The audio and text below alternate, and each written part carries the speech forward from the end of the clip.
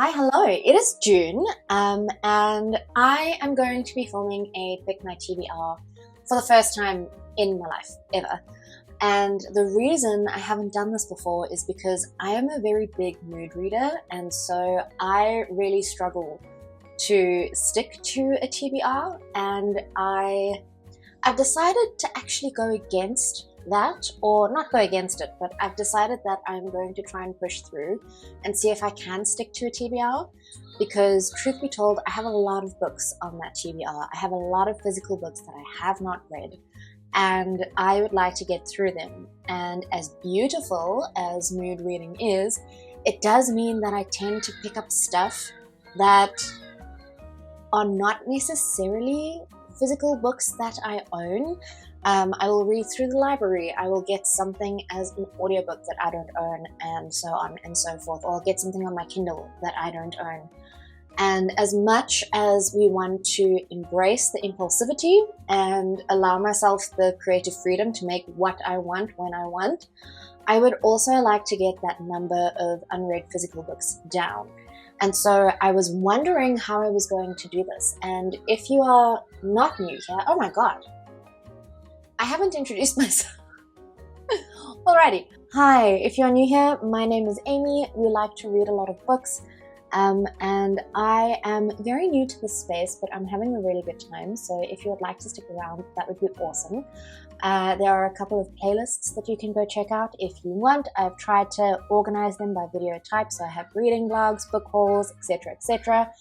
And today we are adding a new kind of category to those playlists, and that's going to be Pick My TBR. And I was wondering how I was going to go about doing this, because people have really cool, interesting, and creative ways of picking their TBRs. And I also want to be a cool girl, so I decided to mix my love of music with my love of reading. Basically, every month I make a Spotify playlist of things that I have either discovered that month or rediscovered that month, and those are essentially the songs that I will listen to on repeat. And what I've decided I'm going to do is I'm going to take the playlist of the previous month, so May's playlist in this case.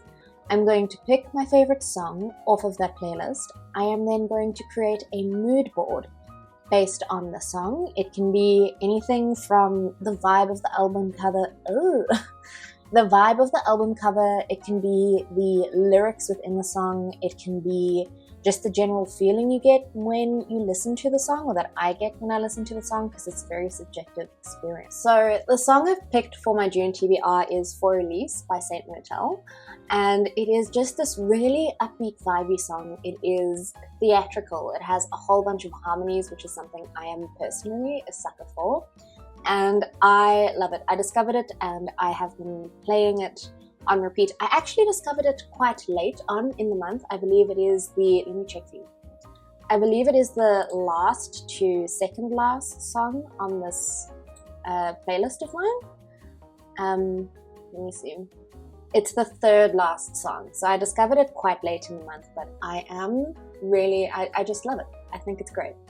What I've done is I have recorded myself making a mood board based on the song For Elise, and I am going to run you through the creation of and give you some notes on what I was thinking during this process.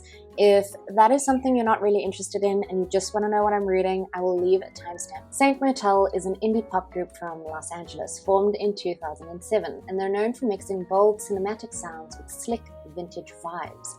For Elise is from their 2016 album Saint Motel Television, which, fun fact, was released with a full virtual reality experience. I love the look of a grid, and I think it just makes such a cool texture for the background.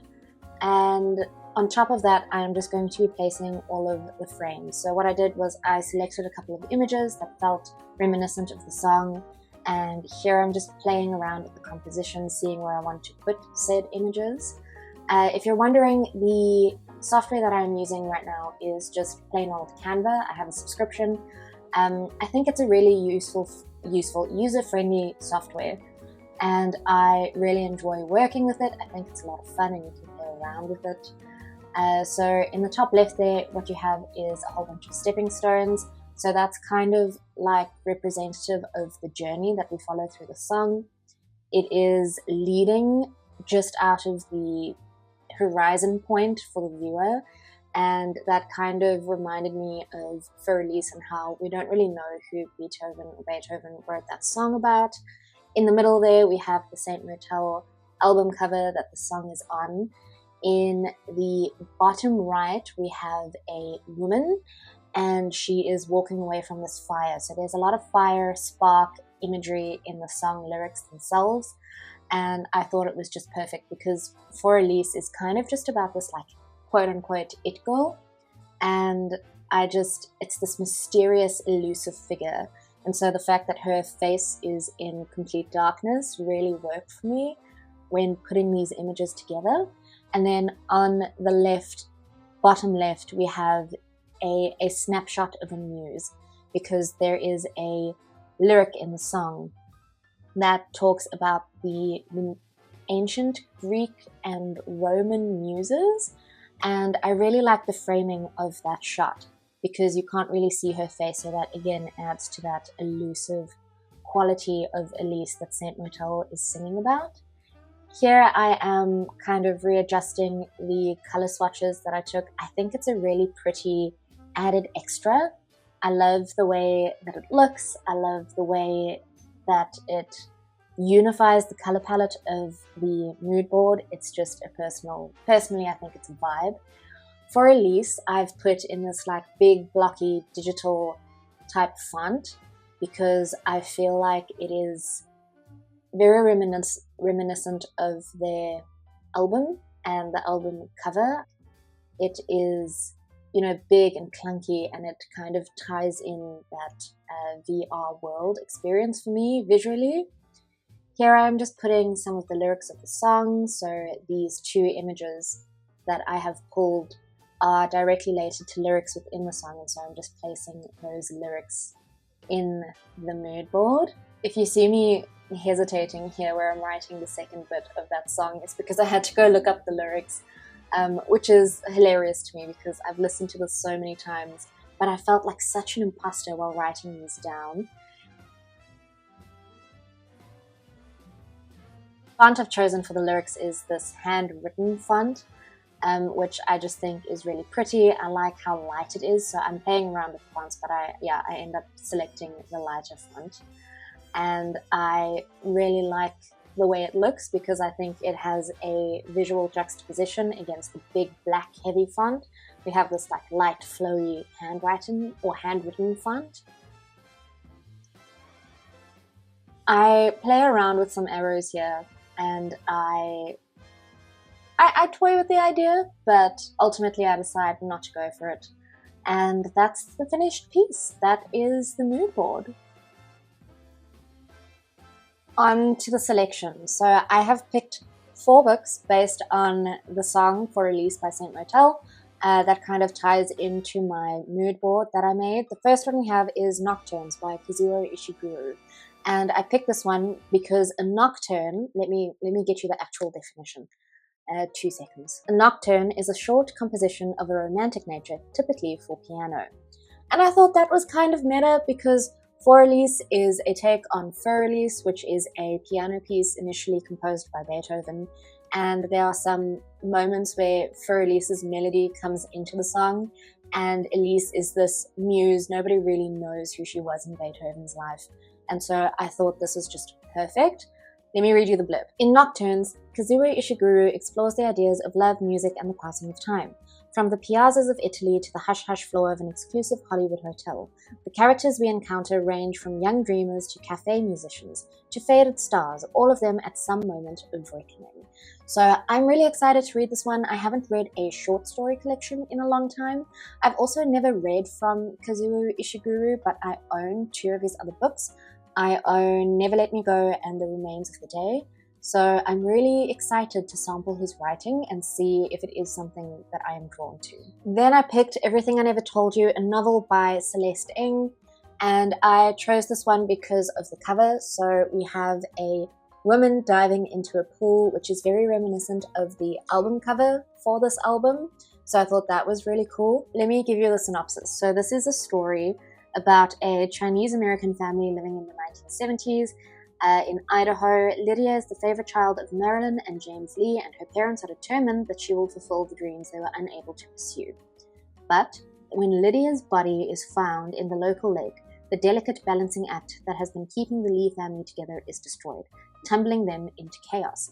So I, as an eldest child, am very interested to see if this is a story about an eldest child. So the first line of this book has some incredible dramatic tension, or dramatic irony, because we start, 1, Lydia is dead, but they don't know this yet. And so there's this like incredible, immediate, I want to say power that the reader has over the characters in the book, because we know this huge thing that they don't know yet.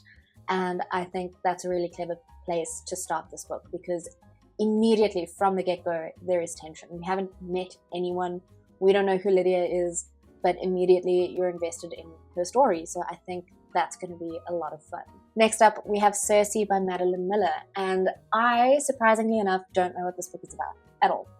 I picked this because there is a specific lyric in For Elise that alludes to Greek and Roman muses, and so I thought this would be the perfect book. Full disclosure, I have tried to read this before and I didn't really enjoy it all that much, but I am hoping that it was a case of the wrong book at the wrong time, because people really seem to love this one, and I am just hoping that I feel the same way.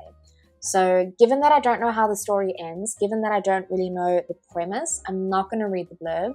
I think most people watching this will know the premise, either because the myth is really old or because they have read the book, but I'm going to go in as blind as possible. And my last TBR pick for this month is Berta Isla by Xavier Marais. This is the winner of the 2018 Spanish National Critics Award.